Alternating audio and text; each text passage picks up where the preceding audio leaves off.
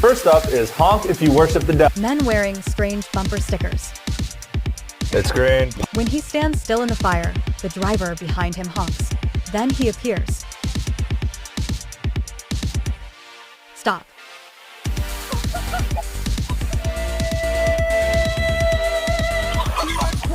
Next up is honk if you want to see a lobster and a shrimp. When you honk your horn to change the sticker, real shrimp and lobster appear and compete.